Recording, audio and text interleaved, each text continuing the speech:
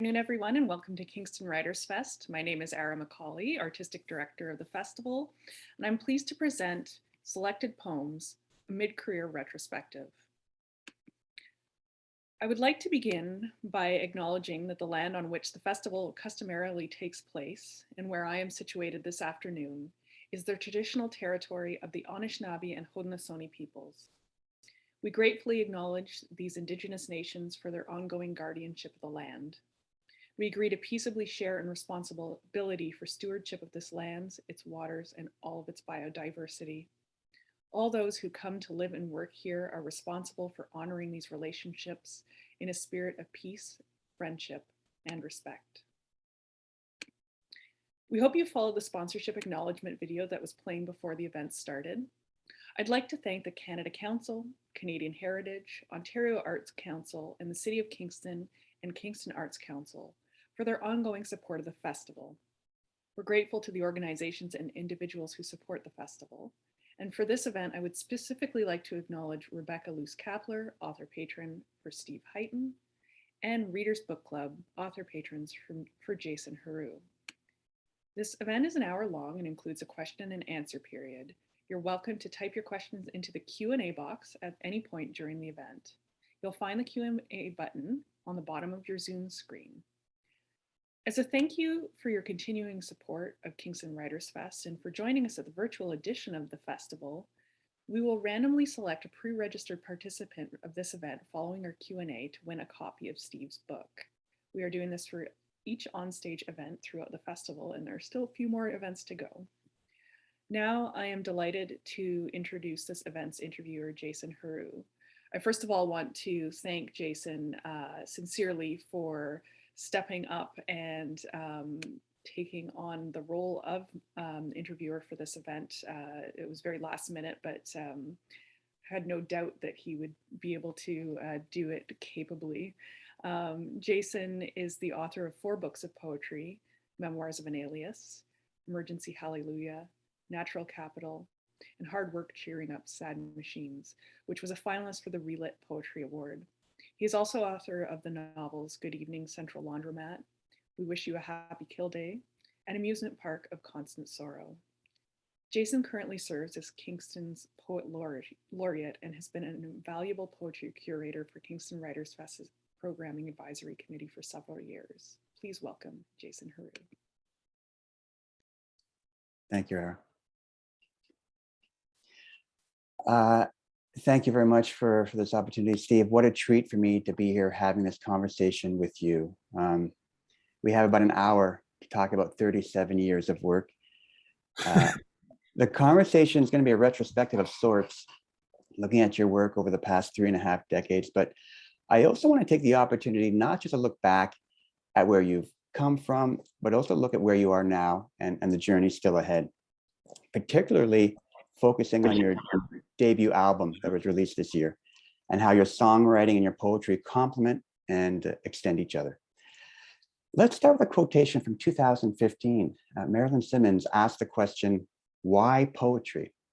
And I'd like to read your response. You said, why poetry? I could say, because I'm not wise enough to prefer silence. But that explanation, true though it is a general one applying to all my writing, not specifically poetry. So to narrow things down, my life sentence as a poet likely stems from an early adolescent attempt to write songs. The songs themselves failed, but the impulse wouldn't die. So in time, I turned to the literary form that's closest to song. Lyric poems, in fact, are simply songs without musical accompaniment, songs in which the words themselves chord and chant and harmonize and clap hands. What comes to your mind when you hear that quotation today? Well, I'm struck by the fact that when you're asked a question like that, you're trying to provide an elegant and economical answer. You don't want to go on too long, so you leave certain things out. So usually when I see an answer like that after the fact, I think that's not entirely true. That's a sort of capsule version, and but I think substantially it's true. I mean, it reminds me of just how bad my high school band was. We were called Acropolis, with umlauts over not one but both of the O's. So I think the actual pronunciation would have been something like Acropolis.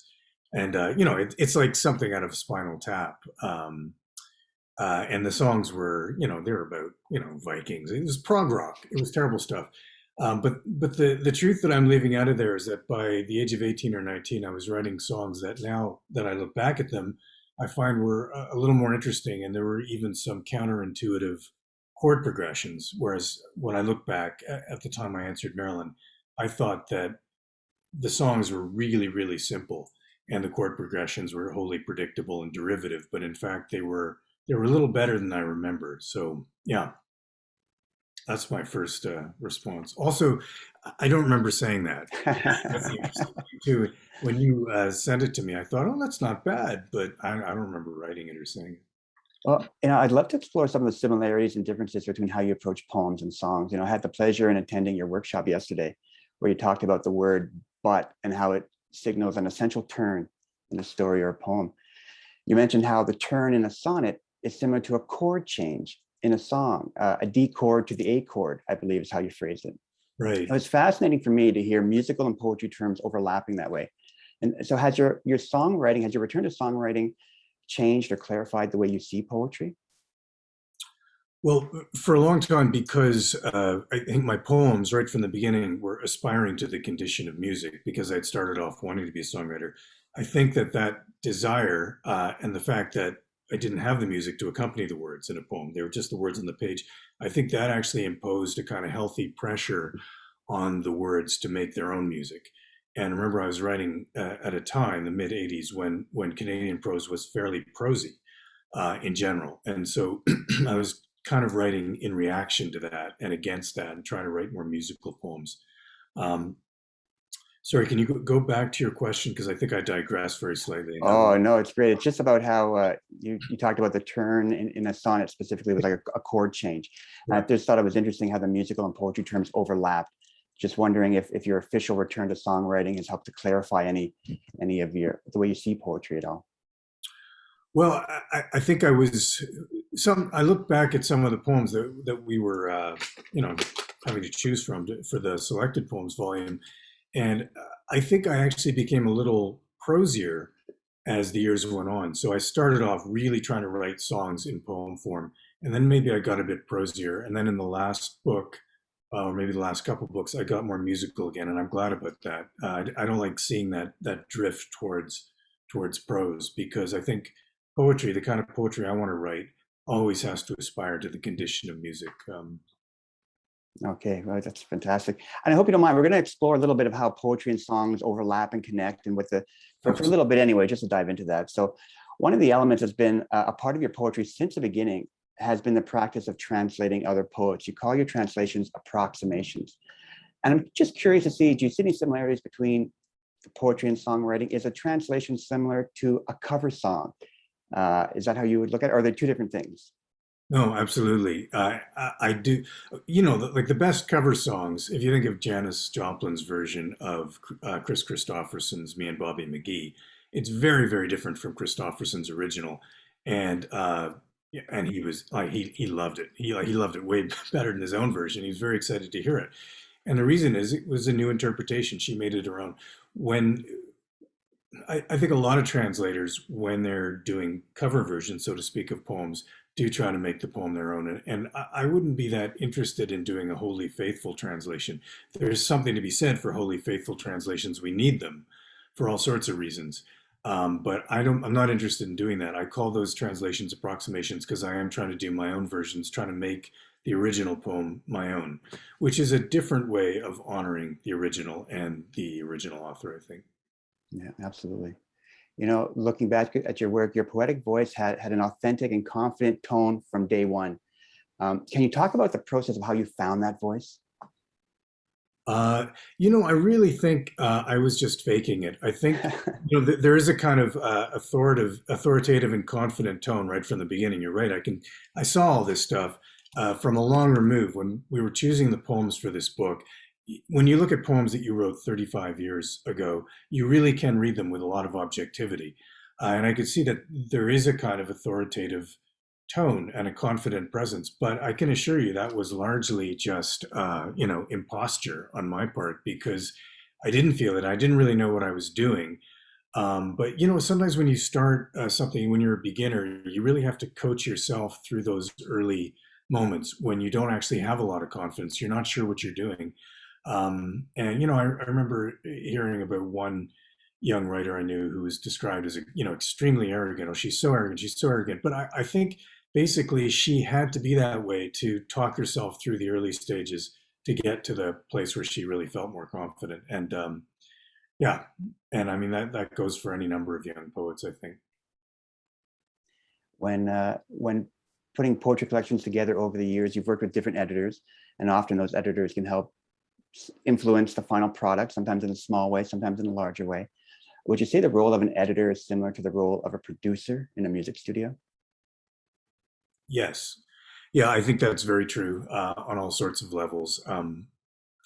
Uh, One difference in my case, because I was a beginner in the studio, and the producer, Hugh Christopher Brown of Wolf Island Records, maybe some of the attendees know him personally or have been to Wolf Island. He now runs the Wolf Island Hotel. Um, because it was my first time in the studio, he had to do a little bit more than just produce me. At times, he had to talk to me about certain things and say, I think you should be playing this in a slightly different way. Not too often, but at times I just asked him for advice about other instruments to bring in. I had pretty clear ideas mostly, but at times I didn't, and he helped. And I don't know if, I think at one point we decided to change something that was 4/4 to 3/4 time just for a bridge. And that goes maybe beyond what an editor would do. But then again, maybe not. No, maybe an editor would suggest a structural change like that. Yeah, the more I think about it, the more I think you're absolutely right that the roles are very similar. I was talking to a friend the other day, and we agreed that when we reread a poem 10 years later, we find the poem has often grown alongside us. We see a different perspective into it depending on where we are in our lives. When we rehear a song 10 years later, it often brings us right back to the time when we first heard it. Oh, yeah. So a poem transforms over time. A song transports us over time. Is that a similar experience to you? And why do you think that happens? What do you think the difference is between a poem and a song that way? I really think it has a lot to do with actual music. Well, I talk about the music in a poem. I'm talking about the word music. That's not quite the same as a melody and the beat. The melody and the beat go together and they carry the song. And you know how it is sometimes I remember tunes and chord progressions that I heard 40 years ago. Like if I hear the song again, I know exactly what the chord change is going to be because it's encoded. If I hear a poem I heard 40 years ago, even if I liked it, I might recognize it dimly. I'm not going to know what the next line is. There's something about the way music and rhythm encode and embed themselves in the brain that's different. It's more in the body. Now, of course, it's all actually happening in the brain, but brain and body are really one. That's one of the great powers of music. Don't they say that in a lot of care homes, people who can barely speak and can't remember their own children can still remember songs, tunes, and even the words, because the words are embedded with the music, which makes it memorable as well. Absolutely. I'm hoping that throughout the conversation we can pause now and then and have you read a poem. Maybe we can do that right now and just have you select one that you can just read and share whatever thoughts you care to share about it. I think what I'll do is read a poem from kind of the middle of this journey, 1983 to 2020. We'll actually know a little further on. It's from 2004. It's called Grave Song. And because I think this is a poem that especially aspires to the condition of music, not only in the sound of the poem, like the music of the poem, but also in direct references to music. So maybe it's sort of halfway through the journey, it sort of predicts the full return to music. Grave Song. It's said that the dead want us worthy of something. Why do you wait till the waiting fills years? Pain shovel deep has no chance to bloom open. A grave, a stringless guitar, a lost song. Enough, they must hate to see us here sleeping. Why will you stall till the stalling's your life? It's wake yourself now or never be woken. Lifetimes you waited for the right phone to ring. The drowned, it was said, could be heard at night singing. Why will you never set out while you can? It's fix yourself now or always be broken. A grave, a stringless guitar, a lost song. Yeah, I found I didn't actually need the book. It's again because it's rhymed and it's like a song. It's easy to remember, just so you don't need the words there when you're singing a song, right? What a great example of how your songwriting is fused together with your poetry, and it has really been fused together since the beginning. Have you had a chance to notice if your return to songwriting has changed your approach to other literary forms? For example, a song can be a wonderful way to tell a story. Has it changed your approach to writing short fiction at all? You know what? I honestly don't know what the answer is. It's a great question. It might take a little longer. I mean, right now, what I'm doing is writing new songs, quite a few, like they're coming fast, and trying to finish a short story book. So songs and stories. So your question's interesting on that level because I'm doing both right now. They probably are affecting each other. I mean, my approach to writing, as I said, has always been musical in the sense that I want every sentence to sing, sometimes sing very quietly, sometimes sing more elaborately. And so I'm not sure I've become any more conscious of that when I'm writing prose. I still read every sentence out loud as I'm working over and over again until the rhythm and the flow are right. So I don't know if I can go any farther with that because I've been doing that for so long. It's been my practice, my protocol for so long that I think maybe I'm there, but there's got to be some effect. Yeah, no, that's maybe it's too soon to tell. Writing over 37 years, when you look at the selected poems, you approach themes that connect and overlap and echo each other. How do you manage not to repeat yourself? Do you recognize when you're on familiar ground and you backtrack, or do you trust that if you're true to the moment, the poem will always have a new current perspective? That's a really hard question. I think it was it Al Purdy who once said that every poet is writing the same poem over and over again. Or maybe he said every poet is really writing one huge poem that consists of all these smaller poems. They're related ideas. I think if you look even at the length of people's poems and the length of their stories, most writers have a certain length and they have certain thematic terrain. So there is a sense that you can spot. I mean, I can spot a song by a certain songwriter, not just by the voice, but just the style and the lyrics and just the timbre, everything, the whole gestalt. And I think it's similar with poems. You could make the argument that there's nothing wrong with writing the same story over and over again, as long as you're ringing changes on the basic theme. Do you know what I mean? Yeah, absolutely. But how do you avoid that? Because you can definitely start repeating yourself. You can definitely go into default mode. I felt it at times when I'm writing a poem and I get to that point where it gets really difficult. I may be halfway through and I'm not sure where the poem's going. I never know where the poems are going, right? I write blind. I don't look in the rear view. I want to find out where I'm going. So I'm working on the poem or story and I feel this, suddenly it gets really easy to finish the poem or story. And I'm very suspicious of that ease because I think it means that I'm funneling towards a sort of default mode. I have a certain way of ending a poem or a story, and I'm getting drawn into that, like down into a funnel. Whereas maybe I need to push off in a slightly different direction and surprise myself. Fantastic. So I do think it's a danger, Yeah. and I just try to make it difficult. If it's too easy to end the poem, I'm suspicious, and maybe I'll take another run at it. Okay, that's great response. There's a famous quotation from Paul Valéry. It's sort of been eroded to a single line over the years, but it says that a work is never truly completed, but abandoned. Does that resonate with you at all? And curious if it has the same impact on a song. Can a song be abandoned the same way a poem can be? Yeah, I've quoted that line myself many times, but deep down, I don't really believe it. I think that if you keep working draft after draft, and then you keep walking away for longer and longer periods of time, and then you come back, a point comes, I think, where you've taken it as far as you can go. It's abandoned in the sense that it's never quite perfect. or not at all perfect, but if you've perfected it according to what you can do, then I think that it is kind of finished, to be honest. Um, so I've quoted the line before in agreement. Today I just feel like disagreeing. I read some of the poems in here, and no, they're not Shakespeare, and they're not perfect by any means. But I've taken them as far as I can go. I don't want to do anything more to them. I mean, I did edit a few of the older ones. I changed a few things here and there, small things. But basically, a point comes where the poem either works or it doesn't, and I feel like a lot of these are finished. And songs too reach a point where you just think that's it. It's time to start another song. You touched on a bit about how you revisited some poems and touched them up a bit for the selected poems. Walk us through the process behind selecting the poems for that volume. What was special about the poems that were included, and how do you feel about the poems that were left out?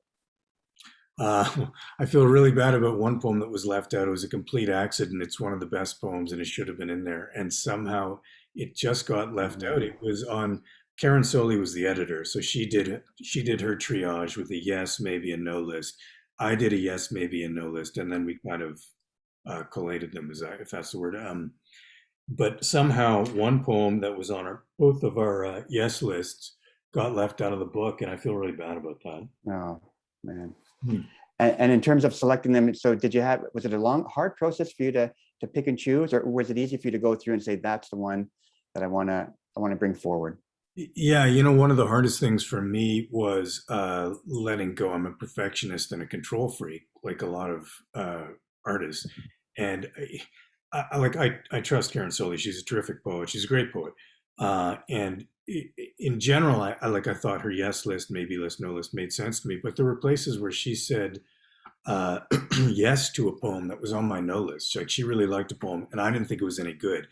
And it was very hard for me to trust that she might have actually seen something worthwhile in that poem that I couldn't recognize myself. In due course, I think every poem she said yes to, I eventually said, yeah, I got to trust her on this. She's the editor. We didn't bring her in just so I could contradict her constantly. By looking at those poems, I was able to start seeing things that she saw. And sometimes the reasons I didn't like them were very personal. Like, it reminded me of a bad time in my life or something. And I thought that has nothing to do with the poem. On the other hand, when she said no to certain poems, no, I don't think I ever forced on any. There are a lot of maybes she had where I said, yes, definitely, this has got to be in. I know this is, or I feel this is a strong poem. Yeah, so it was hard. It took a little while. Yeah. Okay. You mentioned some of the, the musical element that's been part of your writing since the beginning. I wonder if any of your literary work could ever be repurposed as a song. I think of Leonard Cohen, for example, who either used earlier poems, turning them into songs, or incorporated song lyrics into his poetry collection. Your poems mostly already have a profound musical element to them. Do you ever look back at poems and think, hey, that might make a good song, or would that be a redundant exercise because the music's already built into the language? Well, it's a great question. I'm definitely thinking of doing it. So far, I've basically been scrambling, trying to keep up with the ideas that are coming sometimes in dreams, lyrics and music in dreams, sometimes, as with poems. Sometimes I'm playing guitar a lot these days. I'm getting riffs and the words start coming. So I haven't had to go looking through the books. I think one of the ones you're thinking about is As the Mist Leaves No Scar. Cohen turned that into a song, and I think it worked pretty well. I've got a few poems like Grave Song that I think could quite possibly work as songs and as song lyrics. Also a poem called Long Distance Every Sign, Yeah, right. which I think would work as well. And I want to get to that. I just haven't been able to do it yet, but I will for sure. And I think, and again, you say, would it be superfluous because there's already sort of word music in those poems? Well, I could just say it's like a cover version. It's like a translation. I would just reinterpret the poem by adding actual music to it. And I'm looking forward to trying that for sure. Almost like an approximation of your own work. Yeah. I was curious when I saw one of your songs on the album shared the same title as your recent novel, The Nightingale Won't Let You Sleep. Yeah. And I was surprised to find the song was a beautiful instrumental tune without any words at all. How does that song connect to your novel, and what inspired you to reference your own literary work using a song without words? Well, there are no words in that piece because there are 100,000 words in the novel, and I was sick of writing on that subject. But here's the funny thing about that instrumental is it was meant to sound more Greek. In fact, it sounds like Moorish Spanish. And yes, by the way, that is a dog you hear barking at the very end Yeah, I of the song. thought so. The dog sitting there during the recording and barked at the very end. Yeah, it's not a very conventional studio, like sound studio. It's actually his house, and there are dogs and cats and um, uh, so you asked, oh, about why did I choose that title? I really can't remember. There was a sort of poetic quality to the tune, and I really can't remember exactly how that happened now. I often don't remember about titles. Hmm. The usual process of putting together a book of poems is that you write the material, send them out to journals, gather enough for a collection. How is the process similar or different when gathering songs for the album? Did you have a chance to test the songs out in front of an audience before going into the studio? It must have been challenging for all this to take place during the pandemic when live music was put on hold. No, it all happened in a very unconventional way. I had 2 or 3 songs that I thought were strong. Well, I had a number of songs, but I took the 2 or 3 that I thought were strongest, played them for Hugh Christopher Brown on Wolf Island. And my idea was, let's make some demo tapes and send them to professional musicians to cover the songs. People who can play guitar better than I can, sing better than I can. He immediately wanted to convince me that I needed to do a record of my own. And then I remembered that, my hero, Chris Christopherson, had to be convinced to actually record his own songs and produce that first album in 1969, Me and Bobby McGee, which is fantastic. And, his versions of the songs are terrific. I love them. He insisted that he sang like a frog and he shouldn't be doing it, but he was convinced to do it. And I realized it was now or never. And it was. Did I digress again? What was? I love your digressions. That's perfect. No, you answered it wonderfully. Thank you. And I hope you don't mind. We're just gonna be hopping around from question to question and kind of just covering a whole wide ground. And feel free to take things in any direction you want, Steve, as well. Okay. You're the captain of this. I'm just here on deck helping the wind catch the sails. Yeah, but everyone knows the captain is less important than the steering. An American teacher named Mark Yakich, he has a quotation I'd like to share with you. A poem can feel like a locked safe in which the combination is hidden inside. In other words, it's okay if you don't understand a poem. Sometimes it takes dozens of readings to come to the slightest understanding, and sometimes understanding never comes. And it's the same with being alive. Wonder and confusion mostly prevail. Does that quotation resonate with you? And do you feel the same sort of thing applies to songs, that wonder and confusion mostly prevail? Yeah, absolutely. I mean, some songs are quite explicit in their meaning. There are polemical songs. I got a sort of polemical song on the album, Brother, We Ain't Better, We're Just Another Kind of Worse, sort of attacking the hypocrisy of people on my political side who are often really high-minded and, putting down other people and saying they're stupid and they're wrong in a way that's completely counterproductive. So that song has a direct message. There's not really any mystery about what I'm trying to say there, but there are other songs where there is a lot of mystery in poems. And the instrumental you just mentioned, The Nightingale Won't Let You Sleep, who knows what that means? There's a tune, there's a rhythm, there's a melody, and you could imagine any number of words for it. I wasn't able to find words, so I left it just as a tune. And there's certainly a lot of mystery and confusion, like productive, fruitful confusion. I mean, in any instrumental, you just don't know exactly what it means. Everyone is hearing something slightly different. Absolutely. Yeah, so I really love that quote. Many of us were taught about poetry in English class in high school, and my experience was that the poetry in schools wasn't always a good fit.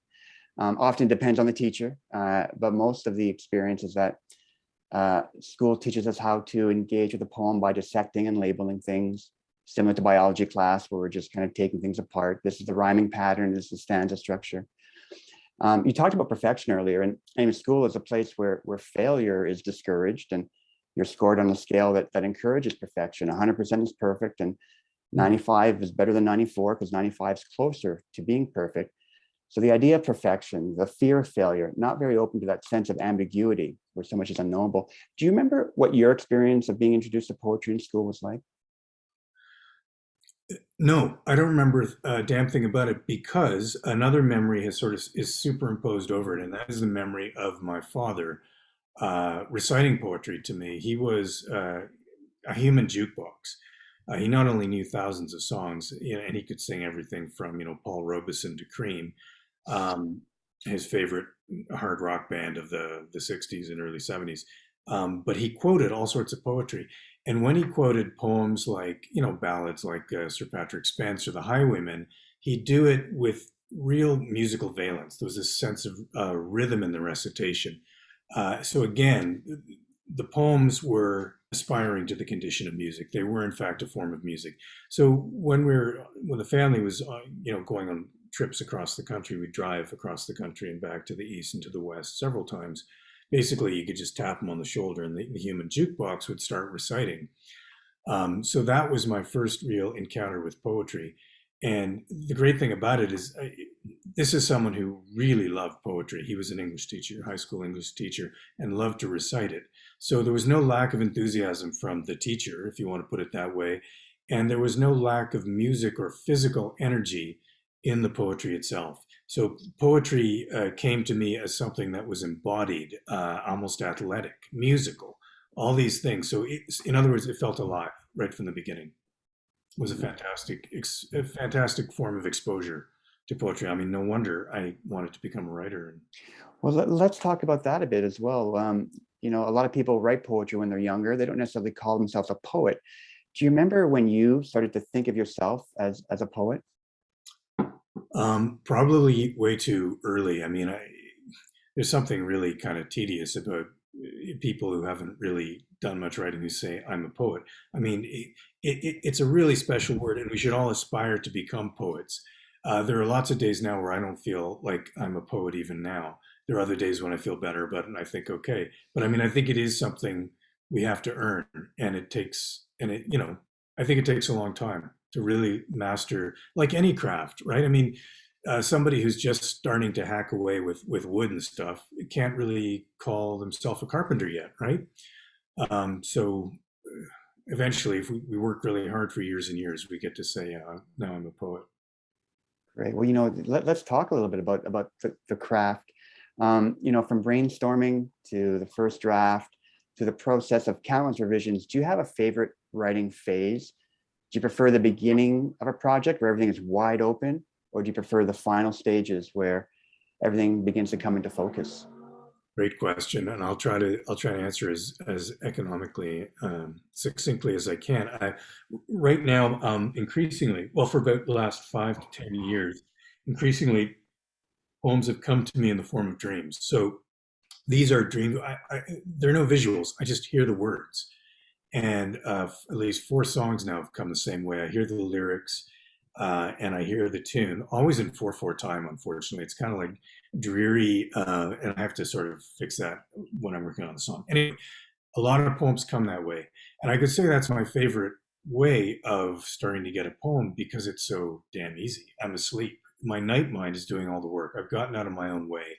My subconscious or whatever is coming up with a line, and also the lines usually don't need much work or any work.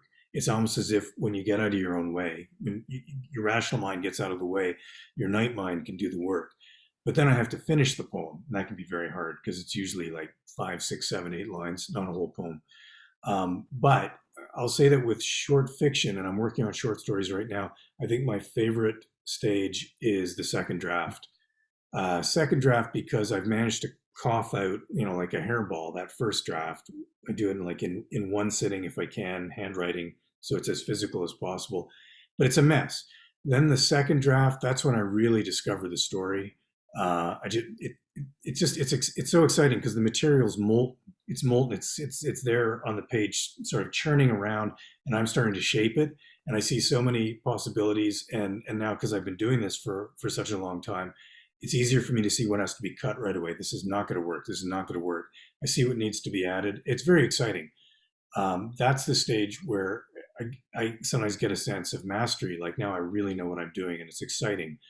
The fourth, fifth, sixth draft, they're just horrible because, the law of diminishing returns is operating. You're still making changes, but it's so much work for just so little progress. And that's the point where, maybe some kind of, maybe microdosing with mushrooms might be a good idea. So you just become a little less OCD about the process. Okay, some advice for young writers, perhaps. You talked about the night mind a couple of times. You touched on it. Love to hear more about that. Is it it's been part of your process since the beginning in a way? Is it and have you just become more in tune with it as you've grown? Yeah, absolutely. What I'll do is I'll read my very first published poem from 1983, and this is a direct transcription of a dream. See, I was thinking that the dream poems have been really a more recent development, and they have. There've been more of them in the last 10, 15 years. But the musical valence in the poems has been there from the beginning, and I realize now the dream work's been there because the very first poem, it's called Nightmare. It's just a transcription of a nightmare from the times when I was hitchhiking with a guitar, busking, going from place to place in Australia and then in Europe. That's how I paid my way on these trips, busking with my crap plywood guitar. And this poem comes out of that experience. Nightmare. I will be standing on the verge of a plain by a highway no one else has taken. Flat dance of the skyline, skin burned by a treeless sun, somewhere the roar of an ocean, or a silver car that slows and stops, a door that swings, and I must choose on the verge of the plain. And though it is hard to see through the layering dust, I believe I hoist my bag and pull it after me into that car. And by the way, that poem ends with a comma after into that car, comma, and which has caused, anytime that poem has appeared in a book or a magazine, that's caused editorial problems. No, it's really supposed to be a comma. Fantastic. Can I ask you a quick question? Sure, man. When we're talking about the night mind, we're talking about faculty that naturally produces poems with a surreal valence. You write poems like that all the time. And right now I'm saying the background, Jason's blurry background, is sort of like the background of a Jason Heroux poem. How do you access the night mind in the middle of the day when you're writing your poems? Because they have that surreal. Brilliant question, and I'll try to keep it short as well. I sleep very well mostly, so I don't really remember my dreams at night. But what I will do is grab a notebook, sit on a couch whenever I have time, I'll go in and out of sleep. I'll nap during the day, so I'll kind of introduce that night mind into the daytime. So it's a little bit of a blurry, foggy experience writing those poems. Never sure where they're going to be going, and never really in complete control of what's coming out. But and a lot of it is not memorable or necessarily poetic material, but it opens up vistas and ways forward that I wouldn't normally approach. So, well, let me just say that that sounds great. I was wondering how you were able to produce surreal stuff. I didn't think you were doing it mechanically, so that's really interesting. But I wanted to say that I'm sort of envious and even a little pissed off that you sleep well at night and are also able to nap during the day. I mean, who gets to?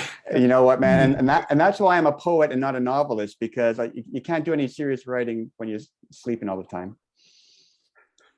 For sure. Well, thanks for that question, Steve. Something I'd like to touch on is the fact that the majority of the poems in this book were written in Kingston. Your work has certainly found a home in Kingston, and I'm curious to what extent Kingston has found a home in your poems. You explore global themes, universal feelings across history and multiple cultures. I'd like to talk about how Kingston fits into that, but the next question is going to be a bit of a leap. So imagine this book as a hockey team. What position would Kingston play? For example, is Kingston the center that sets up the shot? Is it the goalie guarding the net? Or is it the referee trying to keep the game honest? Or any other position? Wow. By the way, when you held the book up, the app that's blurring the background was also blurring the book, which is great. So now the book has entered the realm of the surreal as well. It's a great question. I'm going to sidewind my way into it. I just want to say that, yeah, here and there are poems set in Kingston. Most recently, among the new poems at the end, there are quite a few set in Kingston, including one about skating on a public rink, and one set in KGH in the hospital. Several poems set in KGH actually, but in general, I mean, a lot of my books are set in Japan. I lived in Japan in 1987, and the last novel was set in Cyprus. Kingston's been a really good place to make a life as a writer, but I don't, as a rule, set my work in Kingston. So interestingly, there's a short story that's going to come out soon, and it'll be in the next book. It's all set in Kingston during the pandemic. In a way, the pandemic actually focused me more in the place. And in fact, I think every story I've written since the pandemic started has been set in Kingston. Maybe because of the lockdown and travel was no longer possible, that's focused me on it. Okay, now to get to your difficult question, in fact, I was not sidewinding my way into it. I was simply delaying because I didn't know how to answer it. I guess Kingston is more like the referee. Um, I mean, if you had to say what part of the writing faculty is represented by a referee, it's the editor, right? Kingston is the place where I edit. I spend all the time writing and rewriting and rewriting. In my imagination, I go to faraway places. Often when I'm writing those first drafts, sometimes I'm doing it in sleep. When you're not in any particular space when you're asleep. The night mind is just part of the cosmos. So there's a sense in which, yeah, I guess referee, I suppose, just sort of keeping things honest, keeping an eye on everything, organizing. Absolutely. No, I can see that. No, that makes perfect sense.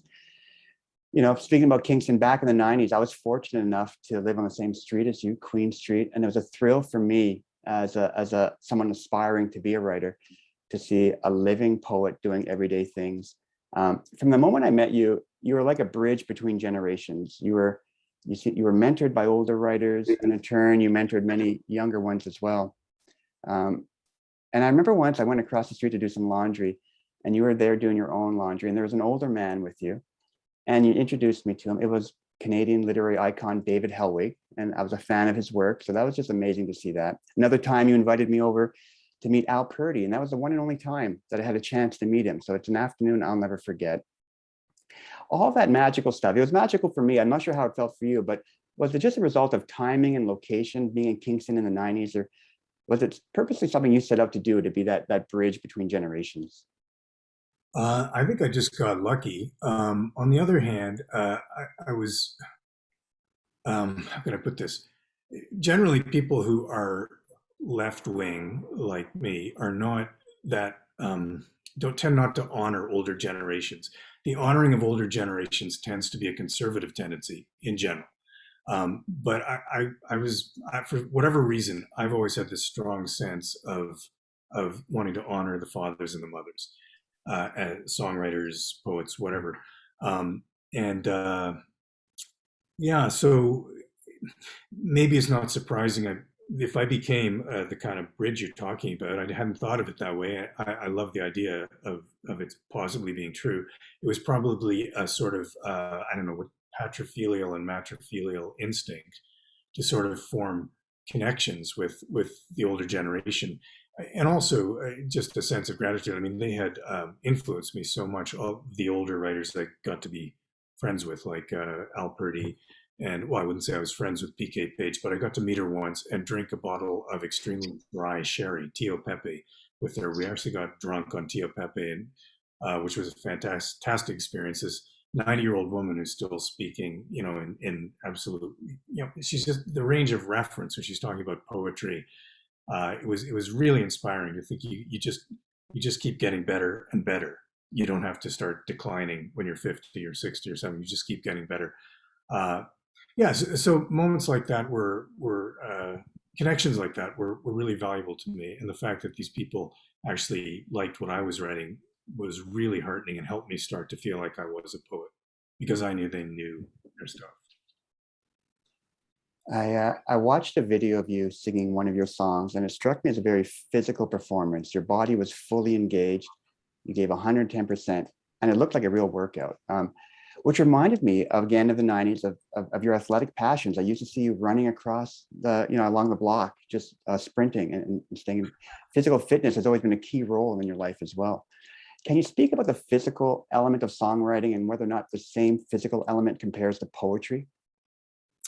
Yeah, I mean, right from the beginning, I talked about how Canadian poetry in general was fairly prosy in the mid '80s, and then there were some poets who were writing in reaction to that, like George Eliot Clark's a good example, David Manicom, and I was certainly trying to do that as well. And I think what we were going for was a poetry that aspired to the condition of music, B, poetry that was somehow physical, embodied, that embraced the rhythms of the body, and poetry you could dance to, put it that way. So this was an obsession right from the beginning. My very first published poems, going back to 83, 84, besides the dream poem Nightmare, were all about athletes. There's a poem called High Jump, there's a poem about a swimmer, and I just felt drawn to try to, make the word flesh, so to speak, or make flesh into word or something. I mean, the connection to music is obvious. And I think one reason I've been drawn back to music is because of the overtly physical component. When you're singing a song, you saw me play Sometimes Even Liars Tell the Truth, which is a co-write with Ginger Ferrand. And when I played that song, you can see how I get more and more into it. The rhythms, that's just what happens when you're playing music, and you're channeling the music if you're playing it right, and pulling your body right into the process. Now, when I read a poem, I move too, and I'm trying to get the same thing, but I can't quite get as far into it. Music just lets you get farther into that state. I think often when you saw me exercising in those days, it was not so much as a way of making my poetry better, but it was a way of relieving the pressure I felt because of all the sitting and all the inactivity that writing involves. So it was a way of balancing myself so I didn't turn into just a head, an overthinking head with a sort of body as an appendage. So trying to remain embodied has been one of the great challenges and I think returning to song has really helped me deal with that problem, because it can become more serious as you get older. Life becomes more sedentary. There's more and more clerical and administrative work to take up, and we've become people of the screen anyway, always just sitting there doing email. So I'm trying to escape that.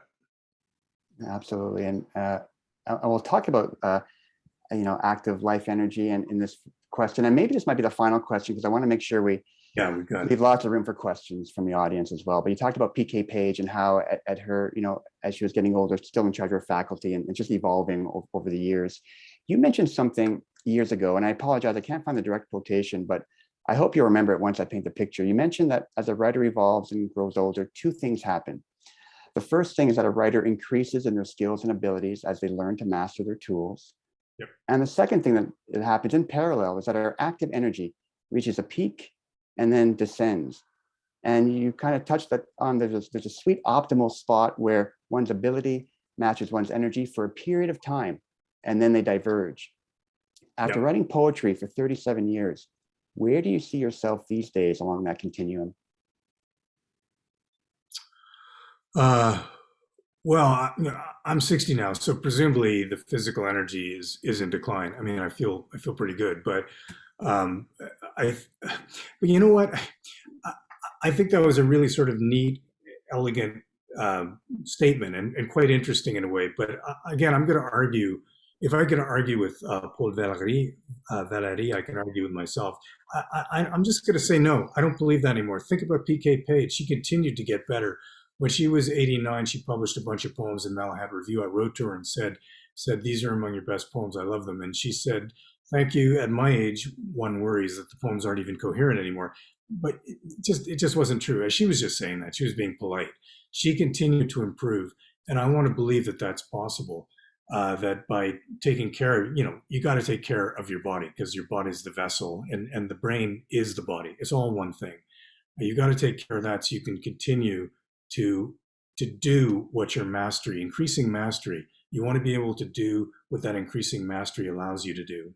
And it's your body that's going to make the decision. Can you do it or not? So I want to try to take steps to protect that so I can continue getting better. So there isn't just that one sweet spot when you're, I don't know, 45 or 55. Some people say it's all downhill after 40 with your writing, but I just can't believe that. I don't want to believe it either, Stephen, especially for you. I know there's a lot more great things to come, and we're all looking forward to that. Maybe we'll pause here and just open it up to questions. I see there's a question from Brian Bartlett in the chat. Thank you, Era, if you want to coordinate some of the questions, that'd be great. So this comes from earlier in the conversation, and Brian was just asking which poem it was that you and Karen both wanted to include but inadvertently left out. Yeah, I saw the question pop up on the screen, and I wasn't sure if I should yell out an answer at that point, but we were in the middle of a question. So yeah, hey, Brian, hope you're doing well I assume you're out on the East Coast right now. Still, the poem is called, well, it's had two different titles. It's been in a couple of collections. The latest title, I believe, was Late Fragment. It was originally called Missing Fact, and it basically riffs on or responds to a couplet from a Thomas Wyatt poem from 1584, I think, which is, well, and wild for to hold though I seem tame. He's got a rhyme that no longer rhymes because the rhyme has changed over time because the English isn't spoken the same way. Noli me tangere, for Caesar's I aim, and wild for to hold though I seem tame. So am was aim then, and tame. Now am and tame don't rhyme anymore. Beautiful poem, by the way. They flee from the muse. No, that's a different poem.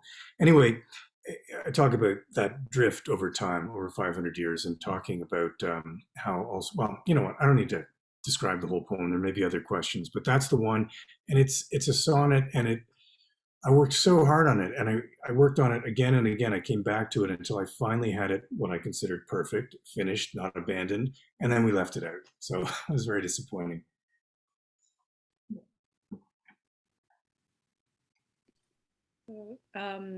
Just a reminder too that the Q&A box is at the bottom of your Zoom screen, and if you like, you can also click on raise hand and we can unmute you if you prefer to ask your questions that way. We don't currently have any in there, so Jason, if you want to get in another question, this is your opportunity. Absolutely. Steve, wondering, have all of your literary projects been published, or do you have any unpublished and half-finished books lying around? Do you have anything that's half done that you may or may not return to? Yeah, quite a number of things actually. I mean, the short story book that I need to finish, Oasis is going to publish that. So ostensibly, I was actually supposed to turn in the manuscript last week, I believe, but it's going to be a few more months at least. So that will come out. So that's in flux, unfinished. But there are also a number of other things. I did a book of memos and fragmentary essays called Workbook in 2011. And I think there's going to be a son of Workbook at some point, because I keep writing these little memos and just collecting them in a file folder. Scribble them down, put them in a file folder. And last time I looked, there were a lot of memos in there. Some will be crap and just won't be worth revising. Some will be worth working on and boiling down. So, you know, in that nice way, you get a memo. It's like a haiku, an intellectual haiku. And I can imagine pulling together another book like that. Also, I've written a number of essays in the last few years that I think are constellating around one or two related themes. So it would be really nice to pull those together, maybe add another essay or two, and then have a collection of essays. You know, again, none of these forms are going to make me a lot of money, but it's just a labor of love, right? That's why I got into this in the first place. Absolutely. I remember once I was sitting on your deck and you described that you try to complete a first draft of a poem in one sitting to capture its organic shape. It reminded me a little of a glass blower shaping the hot glass before it cools. And is that still your approach to how you write a poem, or has it changed over time? That's a really nice metaphor, by the way. Yeah, I still try to do it that way. I still try to do it that way with short stories too. Sometimes I succeed, sometimes I don't. And partly the problem is, I talked before about how, as a writer's life goes on, there's a sacramental realm, the creative realm, and then there's a secretarial or clerical realm. And I think we all find that as we get older, writers and non-writers, the the secretarial, the clerical side of life, the administrative side, the logistical side tends to sort of take over and squeeze out all the creativity. And it's a real fight to maintain that. Because of that change in my own life, sometimes it's hard to get a whole first draft done because I'm trying to take care of administrative stuff. And then I go, okay, I've got a 4 hour block here. That 4 hours might not be enough to get the whole first draft down. But still, that is still my basic principle. The idea is you want sustained vitality. And also by writing really fast, without editing, without looking in the rear view, you're likely to surprise yourself, to say things that you didn't know you knew. You're also likely to write your way into a kind of trance where you're no longer being self-conscious. Yeah, so I still try to do that, definitely with poems. Fantastic. I think we have a few minutes left. I want to make sure I pause if there's any questions or if anyone wants to ask anything. We're happy to get a few other little questions in before we're done, but I don't seem to see any questions up. So maybe I'll just keep going for a bit. Steve, Oscar at Novel Idea has a great quotation. He says, "You can't throw a brick in Kingston without hitting a poet." And so a lot has been said about Kingston's vital literary community. What's so special about Kingston? What is it from your perspective that? I love how I love the microaggression, embedded in that observation of the Oscars. Yeah, that's classic Oscar. I know what you mean. I mean, for a long time we were calling the area around Skeleton Park Writer's Block because there were so many writers. Couldn't throw a brick. What was your question though? Just a lot's been said about Kingston's vital literary community. What do you think? What do you think's behind that, or is there anything behind it? I think it's partly cheapness. I mean, I settled in Kingston. I went to Queens in the early '80s, and then went away and in the late '80s, traveled and worked in Asia and Japan, and came back to Canada with some money saved up. I'd saved up about $20,000 in Japan, and I knew I wanted to be a full-time writer. I was teaching English there for about a year. So came back and thought, where is a place where I can make this money last a long way? So in a way, I chose Kingston by default. I mean, I knew it from being a student here, and I liked it well enough. Would it have been my first choice? I don't know. I might have chosen to go to, New York or Berlin or something. Kingston's really interesting for a city of 120,000, but is it as interesting as Paris? No, come on.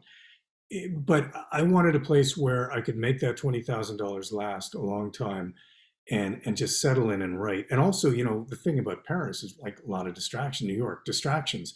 I think maybe I also gravitated to Kingston because I knew it would be fairly quiet and I would be able to just write for 2 or 3 years. I was able to make that money last a long time, back then, late '80s. And Kingston was just the ideal place because the rents were so cheap. That's all changed, right? But it was a really good choice. I'm going to keep on going until they tell us to stop. Picture you wake up at 3 a.m. You have the echo of a night mind inspiration kind of percolating in your subconscious. How do you know whether to pick up a pen or a guitar to explore its essence? Can you identify whether the inspirational impulse is going to be a poem or a song at that early stage, or does that develop later? Well, when the songs come, like one about 3 or 4 nights ago, and I still don't know if it's any good. I mean, I really don't. I think there's something there. There's a tune, there's a melody. I hear the melody. And when I wake up, even if I think it's probably no good, I force myself to write down whatever came. With the melody, of course, I have to get up and grab the guitar and strum a few chords and also write down the words. And I don't like doing it. In a way, I don't like doing it because it means I'll be awake for hours because, it really wakes you up. But if, I just see it as part of the work. If something good might come, I've got to I got to write it down. I can't waste inspiration that way. Perfect. I hate to be the one coming on as the the symbolic hook here, and I'd love. I know we could continue talking all afternoon, but we are reaching the end of our time here. So I wanted to take a moment to thank both Jason and Stephen for joining us here this afternoon. It's always a pleasure to talk about art, and a pleasure to hear about your work and what's to come. I'd like to congratulate Mara Teresa Truish. I'm sorry, I might be butchering that last name, but Mary has won a copy of Stephen's selected poems. And a reminder to visit our official bookseller Novel Idea for copies of both Jason and Stephen's books. If you're joining us from outside of the Kingston region, I'd encourage you to consider supporting the authors at your own local independent bookstore. Thank you so much for joining us and for supporting Kingston WritersFest. Be sure to check out kingstonwritersfest.ca. We have 3 more events to come. So hope we'll see you a bit more this afternoon. And once again, thank you. And Rebecca, please stay on the Zoom. All right, thank you so much. Thanks very much. Thank you, Jason. Thank you, Aaron. Thanks, everyone. Thank you, Stephen. Thank you.